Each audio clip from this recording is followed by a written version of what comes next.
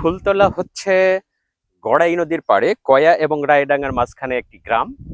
এই গ্রামের ফুলতলা নামক জায়গা, এখানে অনেকগুলো ড্রেজার মেশিন দেখা যাচ্ছে। এটা কিন্তু বাঁধ। গড়াই নদীর ওপারে যেমন শহর রক্ষা বাঁধ করা হয়েছে, ঠিক অপোজিটে এপারেও বরাবর কয়েক গ্রাম পর্যন্ত, অথবা তারও আরো আরো একটু দূর পর্যন্ত।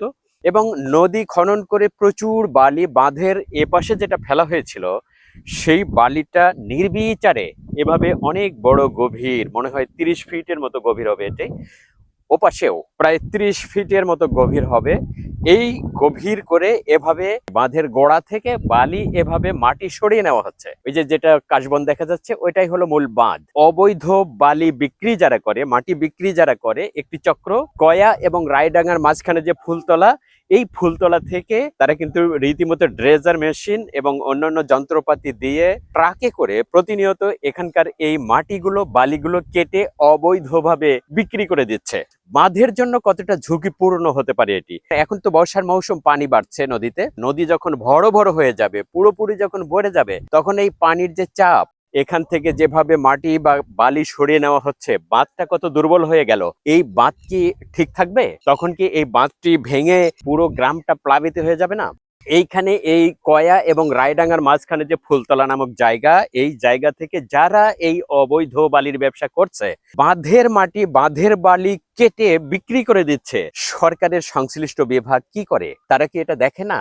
এই যে বছরের পর বছর ধরে তারা এখান থেকে ড্রেজার মেশিন লাগিয়ে এই বালিটা বিক্রি করে দিচ্ছে, এখান থেকে বাঁধ থেকে মাটি সরিয়ে নিচ্ছে, তাহলে এই বাঁধের অবস্থা কি দাঁড়ায়? ওখান থেকে যখনই পানির প্রবাহর চাপটা খুব বেশি পড়বে, তখন এই বাঁধটা থাকবে না। বাঁধের গোড়া থেকে এভাবে বালি অবৈধভাবে কেটে সরিয়ে ফেলা হচ্ছে, এইভাবে অবৈধ বালিগুলো এখান থেকে সরিয়ে নেওয়া হচ্ছে। 4-5টা গ্রাম প্লাবিত হবে, এই বাঁধ ভেঙে যাবে। প্রভাবশালী ব্যক্তিরা এই কাজগুলো করছে।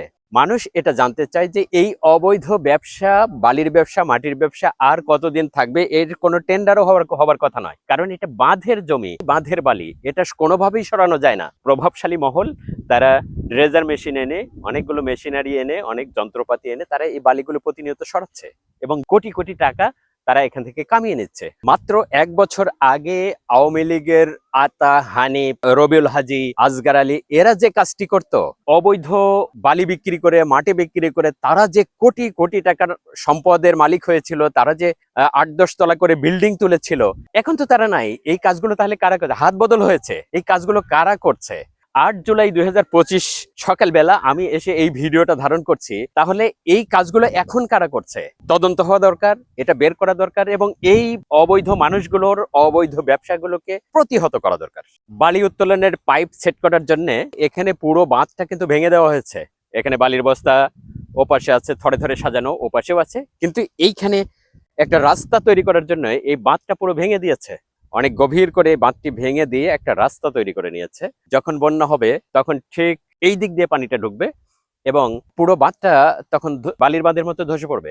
বাঁধ কেটে একটা গভীর করে একটা রাস্তা তৈরি করে নিয়েছে। এই রাস্তা দিয়ে তারা ট্রাক্টর চালিয়ে দিচ্ছে অথবা অন্য কোনো যানবাহন চালিয়ে দিচ্ছে। এভাবে করে এই বাঁধটিকে ধ্বংস করে দেওয়া হয়েছে।